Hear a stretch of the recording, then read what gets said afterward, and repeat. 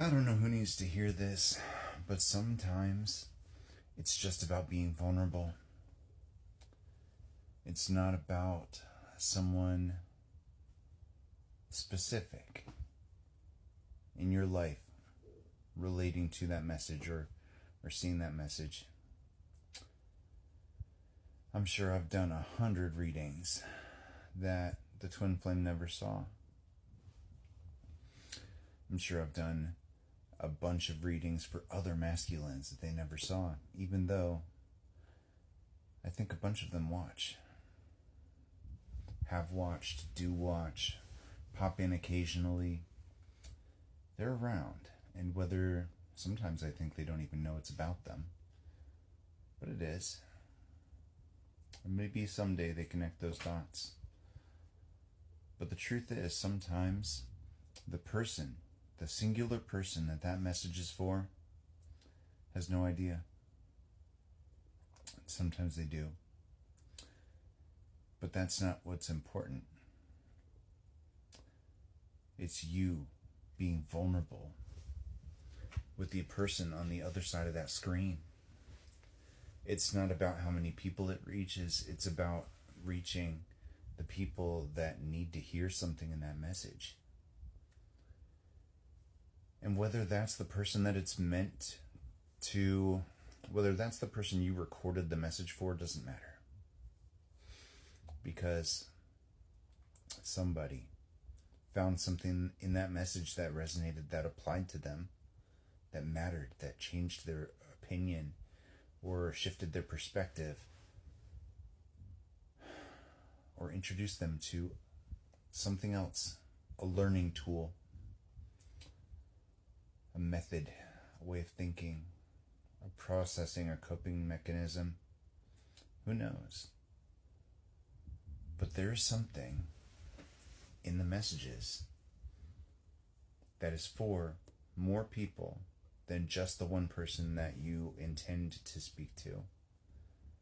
And sometimes it's not even about the message. It's about the vulnerability. It's about the raw, exposed nerve endings in your emotions. It's about the release. It's about releasing the fear of release in front of other people. Because let's be real, one of the hardest things to do in this journey is be open and vulnerable and not care what anybody thinks, but not take that into a negative, aggressive space. Like there's not caring what people think in a healthy, positive way, and then there's not caring what people think in a fuck everybody kind of way. And the sweet spot is being open and vulnerable in a positive, healthy way, and not caring if somebody thinks you're weak or embarrassed or anything. It's about not caring what those naysayers think, what those people think. Fuck them. But for every one person that is judging you for how you process and how you feel, there's 10 that want to be that brave.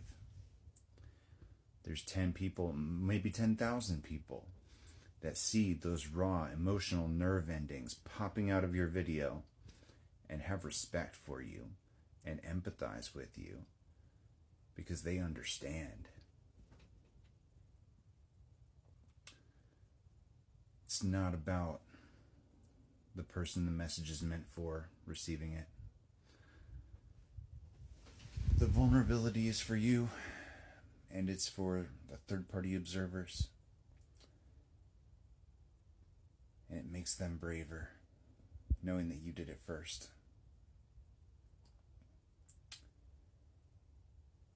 And sometimes it takes somebody seeing your inner child hurting and healing and bleeding and mending and putting on those band-aids and then ripping them off before they can start doing that too. And self-awareness is hard.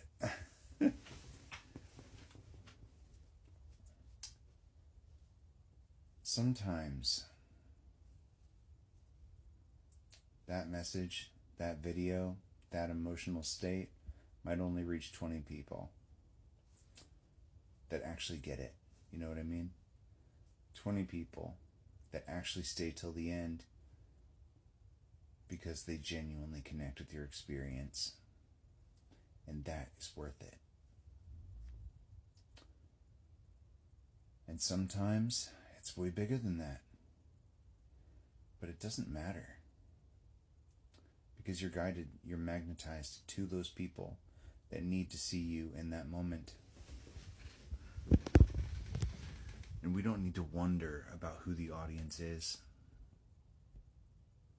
It'll be what it'll be. And I got three Chariot. That heartbreak leads to expansion. It was 3 of Swords, 3 of Wands, and Chariot. By being willing to open that window into your life, your soul, because let's be real, you could do 1,000 readings on this app and never share a personal detail. You don't have to do that. But those people that stay behind that wall, that shield, may be preaching authenticity without actually showing authenticity, if that makes sense. That window into your emotion, when you are real, when you are raw, when you are authentically being yourself, and sometimes it's not pretty, but people get that. That's real, that's vulnerable, that's authentic, and that is healing. That is what this journey is. So don't stop doing it. If you're one of those people, don't stop letting your heart bleed out through the screen. Don't stop showing people your wounded inner child and healing it. Don't stop showing them how to do it through your example. Don't stop sharing your tools because they work with other people. Not everybody can use everybody else's tools, but there's a surprisingly high amount of people that will be able to glean useful tools off of you just by watching. Remember all of your reasons for doing what you do. When you are in conflict, it can feel like that one conflict is your entire world. That's all that you have going on. That's all you're thinking about. That's where your emotions are because you're triggered and you're feeling your feelings. And it can feel like that heated message, that intense message, that emotionally vulnerable message is just for you and that one other person.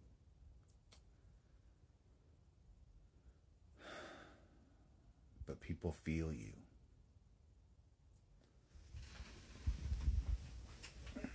It's important. You know, we've hit a threshold now where people are awake. People are still waking up, but people are awake.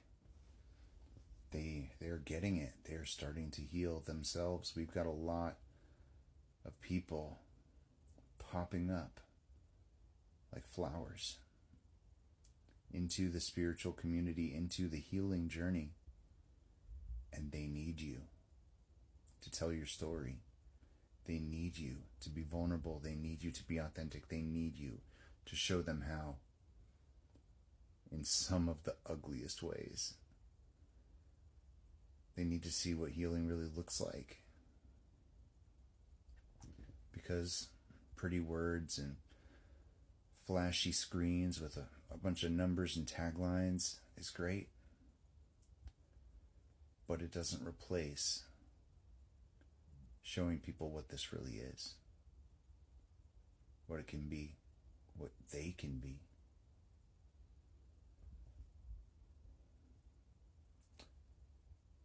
There's a place for making things cute and fun.